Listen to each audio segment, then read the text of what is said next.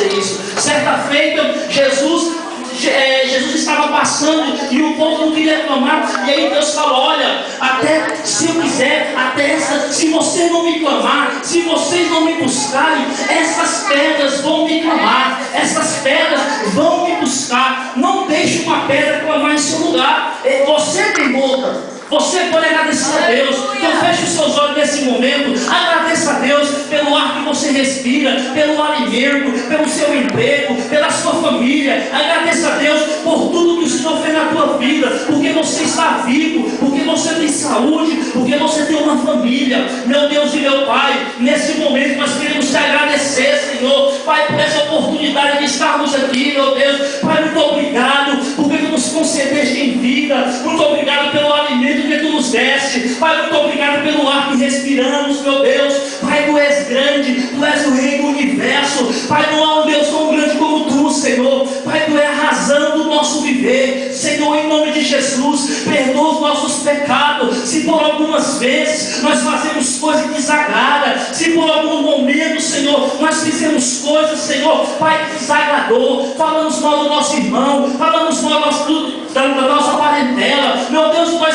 pensamos o mal, Senhor, nos perdoa agora. Pai, nos lava com o teu sangue, porque nós acreditamos que o teu sangue nos purifica, ele nos guarda. Meu Deus, em nome do teu Filho amado, nós queremos, Senhor, agradecer por toda a vida que está aqui presente neste lugar. Meu Deus, eu sei, Pai, que desde a fundação do mundo, desde antes do mundo existir, tu já marcou este lugar com essas pessoas, Senhor. Meu Deus, antes de tudo, Senhor, tu já determinou que essas pessoas estariam aqui nesse dia. Deus, muito obrigado, Senhor. Fala conosco nessa noite, Pai, que a tua palavra, meu Deus, que tu venha, Senhor, falar aos nossos corações, meu Deus, em nome de Jesus. Toma a família de cada um aqui representado, meu Deus, cada familiar, Senhor, representado aqui, tu possa tomar em tuas mãos. Visita os lares, visita as famílias, os pais, os irmãos, entra com providência, guarda, Senhor, meu Deus, em nome de Jesus nós te clamamos, Senhor,